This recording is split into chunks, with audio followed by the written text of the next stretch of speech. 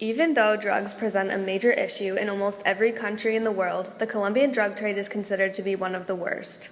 Beginning in the 1970s, drug cartels began appearing all over Colombia. This new industry grew rapidly and gained footholds in many aspects of not only Colombian society but also Colombian government. It all began as a small cocaine smuggling business and turned into an enormous multinational cocaine empire within the span of 30 years.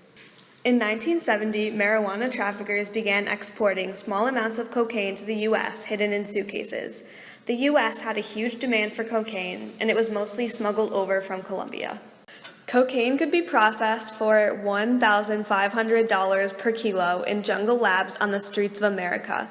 In Colombia, three main cartels developed that took power in the world's drug trade. The Medellin cartel was led by Pablo Escobar and began in 1976 when small groups of drug traffickers began to associate in Medellin and create an illegal enterprise there. Carlos Leder was a member of this cartel and has been a marijuana trafficker that provided the cartel access to the United States. He spoke English and had connections with buyers as well as a landing in the Bahamas. Gonzalo Gaviria, a man who had previously been an emerald dealer, was also involved with the Medellin cartel.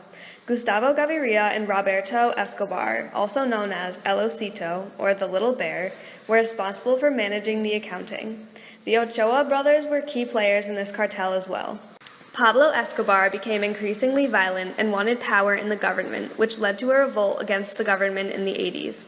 He is thought to be responsible for the murders of hundreds of government officials, police, prosecutors, judges, journalists, and innocent citizens. This cartel met its downfall in the 90s. The Cartel del Norte del Valle was the most powerful drug trafficking group of the time. It was led by the brothers Fernando, Arcangel, Lorena, and Orlando. They even had help from some of the police, such as a man named Canilo Gonzalez. The third cartel was the Cali cartel. They conducted their smuggling as a sophisticated business and were much more discreet and careful than the other cartels. This cartel was headed by the brothers Gilberto and Rodriguez Orjuela. It also ended in the 90s. Between 1980 and 1990, they moved several $billion in drugs around the world, mostly to America. The cocaine business began to fragment after the destruction of the Cali and Medellin cartels into smaller, more manageable ones. Today, there are more than 300 active cartels operating out of Colombia, and the profits remain very high. The industry for cocaine and drugs was actually aided by the internal conflict within Colombia. There were three main guerrilla groups formed in Colombia, known as the Revolutionary Armed Forces of Colombia, or FARC for short, the National Liberation Army, abbreviated as ELN, and M19. These left-wing guerrilla groups, and mainly FARC, wanted to overthrow the government and create a communist state. The right-wing landowners funded their own private armies, or paramilitaries, to protect their land from anyone who might try to take their land by force, whether it was the guerrillas, the government, or members of the cartels.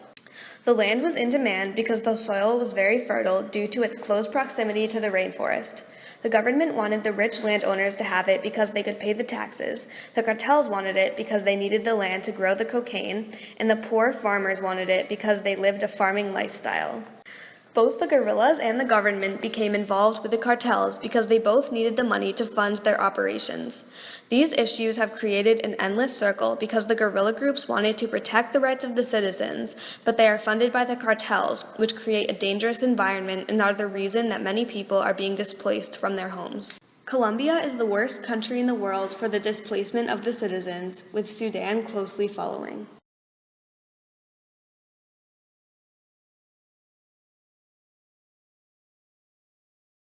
Most Colombians, regardless of who they are, have been affected by the drug trade.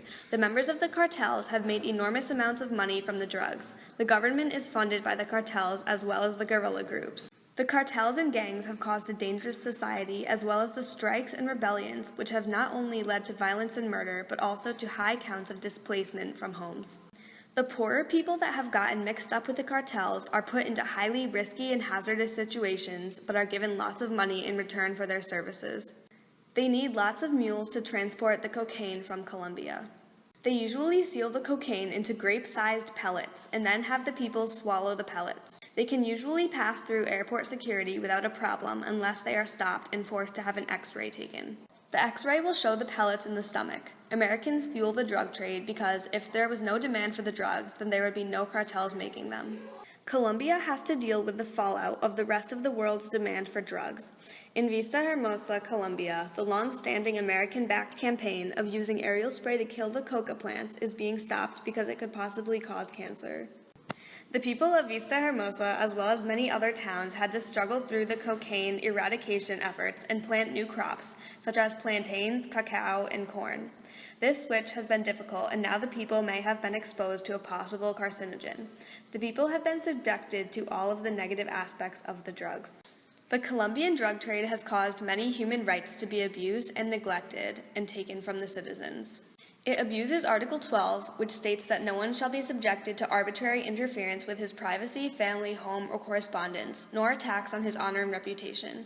The cartels often threaten to hurt or kill people's families if they don't cooperate or pose a threat against them. When it comes to it, the cartels act on these threats. Article 25 is also violated because it states that everyone is entitled to social and international order. People live in danger and fear every day because of the strikes against the government and the fighting between the guerrillas and the government that is commonplace. Also, the cartels and gangs cause lots of unrest and disorder. Article 4, stating that nobody shall be held in slavery or servitude, is violated because drug trafficking goes hand in hand with the trafficking of people. Slaves are often forced to be mules or grow the drugs as well as mine the emeralds, which Colombia is known for.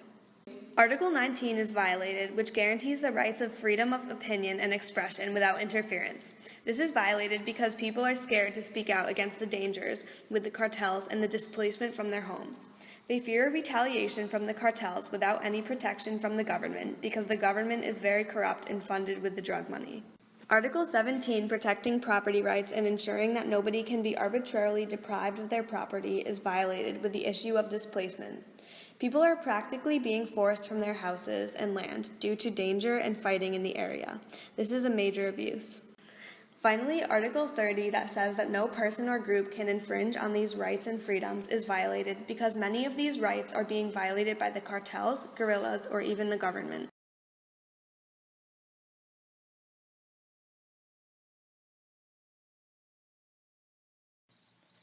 The coca plant is mainly produced in Colombia. The United States and Mexico border is used as the main entry for cocaine shipments being smuggled into the United States.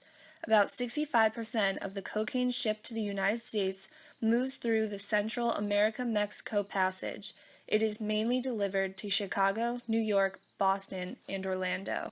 Groups working in Colombia control the worldwide supply of cocaine, which is carried by land, sea, and air into the United States. Coca is typically grown in a swath of jungles and soft rolling hills. This type of terrain attracts many coca farmers, guerrilla groups, right-wing paramilitaries, and the army. This has led to the destruction and deforestation of the Amazon.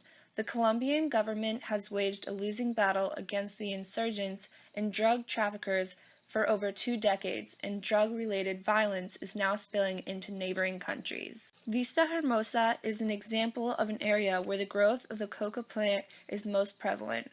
Citizens in this town used to grow large quantities of coca due to the perfect terrain and high profits. The aerial spraying of the coca-killing pesticides began in southern Colombia in late 2000 and has wiped out large industrial-sized fields of coca in an effort to drive out the cartels. In 2007, the consolidation program focused on a rural area in central Colombia known as La Macarena.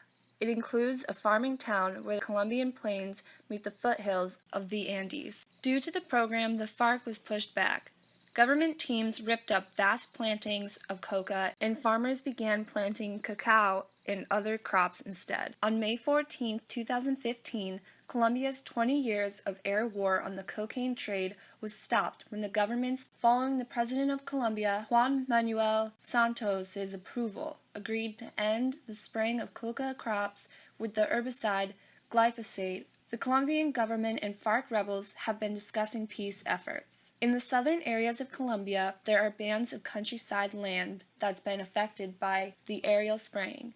These areas are in use by the rebel group where drug money is used for financial purposes. Santos and FARC leaders agreed on a plan to tackle the drug trade, but in order to finalize the peace process, the FARC demands to stop aerial spraying, must be settled on. In Colombia, coca has not been wiped out, just spread out, relocated to smaller, harder to reach places.